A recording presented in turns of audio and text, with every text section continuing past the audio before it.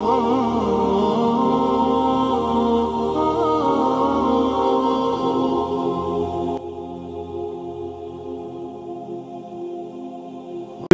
libre financièrement, ne plus être dépendant du système, avoir de réelles perspectives sur ton pouvoir d'achat, de pouvoir être maître de ton argent.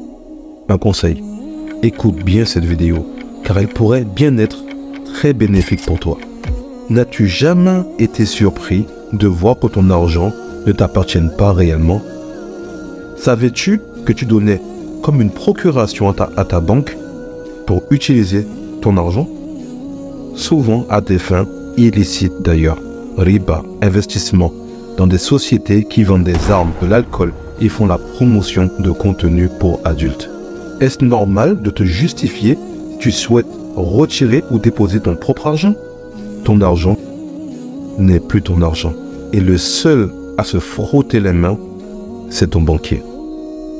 Qu'il soit d'accord ou pas, sache que ton banquier n'est pas la personne qui te veut du bien.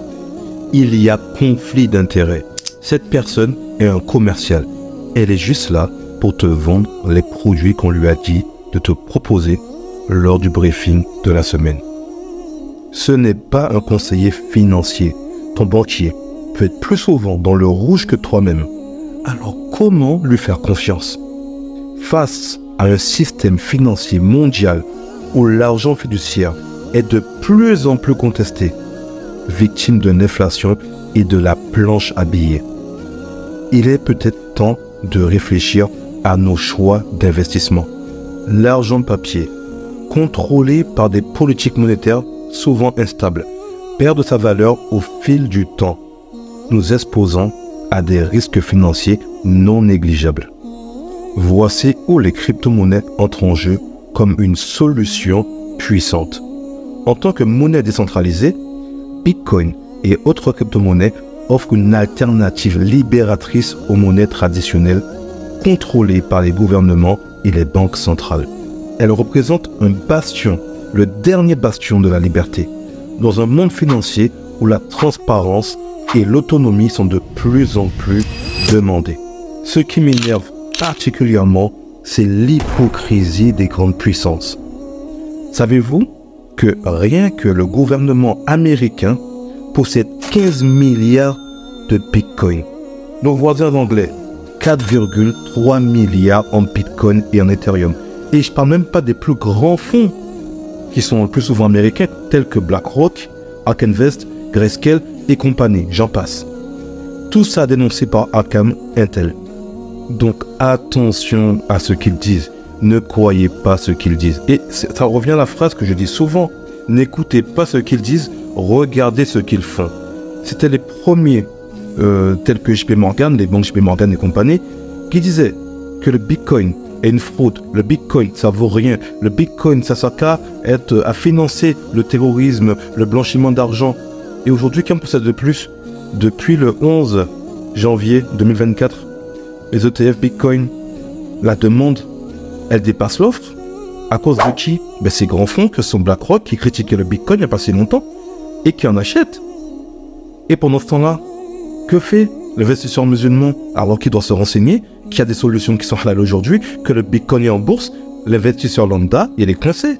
Il ne sait même pas s'il peut en acheter ou pas parce qu'il y a une campagne de désinformation. Mais regardez ce qu'ils font. Ils en achètent. On n'arrive même pas à suivre.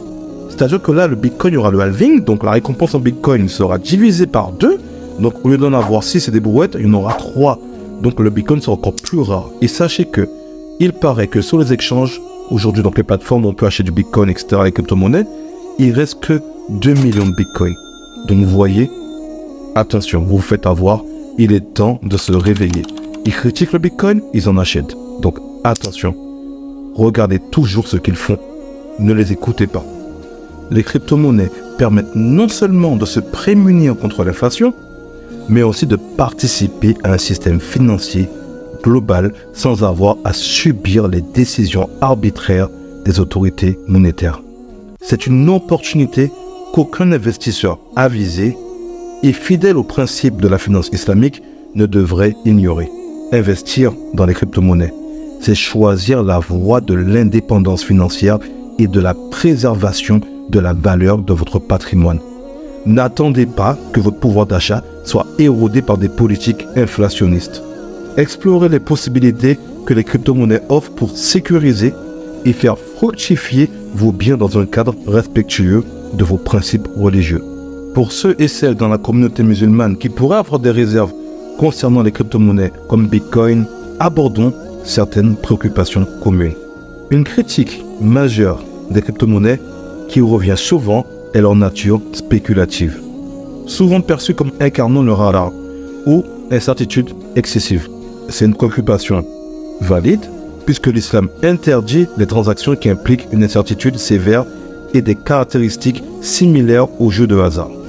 Cependant, il est important de distinguer entre les comportements de trading spéculatif et la technologie réelle des crypto-monnaies. Les crypto-monnaies elles-mêmes peuvent être conçues et utilisées de manière à minimiser la spéculation et à accentuer l'utilité, comme pour les paiements ou les envois de fonds, ce qui s'aligne mieux avec notre éthique. Et je rappelle que bien que régulés, les actifs en bourse ou les devises, comme le marché du Forex, peuvent être elles aussi confrontées à ce genre de problème. Pourquoi on n'en parle pas? Je t'invite d'ailleurs mon frère, ma soeur, à regarder l'intervention d'un éminent savant sur le sujet, à savoir le Cheikh Saad Turki Haslal, dans une vidéo que j'ai postée sur ma chaîne. Les crypto-monnaies peuvent être conformes si elles sont utilisées de manière appropriée et évitent les éléments de riba, intérêt. Par exemple, Bitcoin, de par sa nature, évite le riba, car il n'implique pas de prêter de l'argent à intérêt.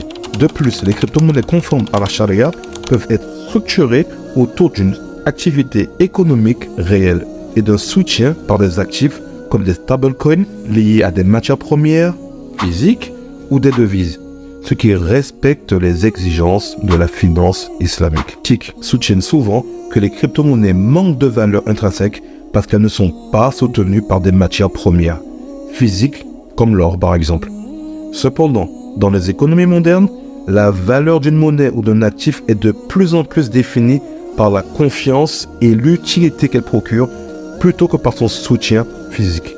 Bitcoin et d'autres crypto-monnaies ont établi leur valeur car elles sont acceptées pour des transactions par un réseau mondial croissant, ce qui s'aligne avec le principe islamique selon lequel l'acceptation par la communauté peut conférer de la valeur à une monnaie. L'une des vertus des crypto-monnaies est leur nature décentralisée, ce qui signifie qu'aucune autorité centrale ne peut modifier arbitrairement leur valeur ou leur offre, fournissant un niveau de transparence et de sécurité dans les transactions financières. Cette caractéristique peut être particulièrement attrayante du point de vue de la finance islamique car elle réduit le potentiel de manipulation injuste et améliore l'équité du système financier. Bien que les crypto-monnaies présentent de nouveaux défis, elles offrent également des opportunités significatives pour l'inclusion et les pratiques financières éthiques qui peuvent s'aligner avec les principes islamiques à condition qu'elles soient utilisées sagement et conçues pour se conformer à la loi islamique. S'engager avec ces technologies pourrait aider à moderniser les pratiques de finance tout en restant fidèle à nos principes religieux. Avec l'annonce récente de l'introduction des ETF Bitcoin et Ethereum à Hong Kong, il est important de se rappeler les fondements de Bitcoin et des crypto-monnaies, créés pour être décentralisés et libres de toute autorité centrale. Les crypto-monnaies sont à la base un moyen pour chaque individu de contrôler totalement ses propres fonds. Attention, les ETF, bien qu'attrayants pour leur facilité d'accès et leur régulation, représentent un pas vers la centralisation. Ne vous y trompez pas, c'est précisément ce que les grandes puissances financières souhaitent. Un contrôle accru sur un secteur qui était destiné à être libre de toute entrave. Gardez le contrôle de vos cryptos. Ne laissez pas votre précieux Bitcoin ou Ethereum et consorts dans les mains des institutions. La beauté des crypto-monnaies réside dans leur nature décentralisée, permettant à chacun de nous de participer à l'économie mondiale sans intermédiaire. N'oubliez pas, l'esprit originel de Bitcoin est de redonner le pouvoir à l'individu, pas les institutions. Investissez judicieusement, mais pensez à l'importance de la détention personnelle et de la gestion de vos propres clés. Ne laissez pas les grands acteurs du marché redéfinir le but et l'essence de la révolution crypto. Si vous souhaitez vous former avec une formation adaptée à vos convictions religieuses, vous trouverez un lien en description. Et si vous souhaitez aller plus loin, vous pouvez postuler pour un accompagnement. Partagez vos opinions en commentaire.